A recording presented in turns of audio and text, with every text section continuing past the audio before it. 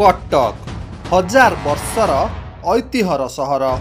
एठाकार ऐतिह्य को आहुरी परिचय दिए ऐतिहासिक बालीजात्रा। समृद्ध ओडिशार पृष्ठभूमि को नहीं आयोजित बालीजात्रा एबे अंतर्जातीय स्तर रे प्रसिद्ध। शीतुआ संध्यार आगमन रे संध्यार पहिली पवन महानदी पठाड़ू बही आसिले आरंभ हो जाए बालीजात्रा को निज मन भितरे साउंटी नेबाकू लोकंक भिड़। चारिआडे रंग बेरंगी सुसज्जित आलुओ चटपटा खाइबा सांगकू भलिकी भली स्टल लोकंक मनरे उत्कंठा भरी दिए आउ मने पकाई दिए ओडिया साधव पुओंक जस एवं कीर्ति।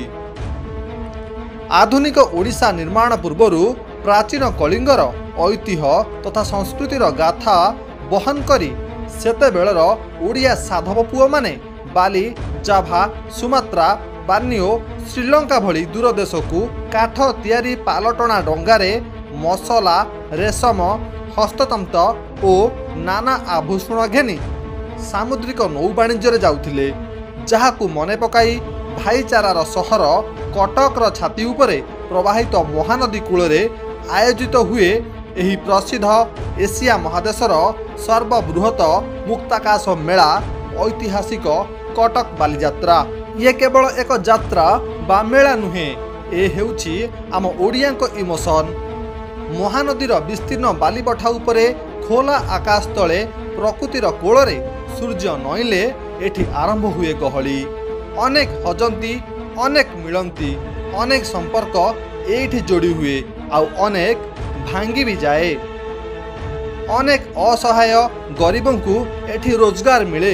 छोट बड़ भिन्न भिन्न स्टल दुकान आदि पकाई लोके निजर गुजराण मेंटाती।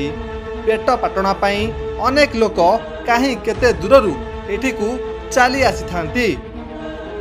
पूर्व वर्ष एही ऐतिहासिक मेला रे प्राय 60 लाख लोकंक आगमन होइतिबा बेले चलित वर्ष बालीजात्रार चाहिदा को देखि जनगहली प्राय 70 लाख छुईबा नहीं आकलन करिछि प्रशासन। बालीजात्रार तल पड़िया रे प्राय 50 एकररू ऊर्ध्व जगार एथर आयोजन हेउछि एही भव्य महोत्सव।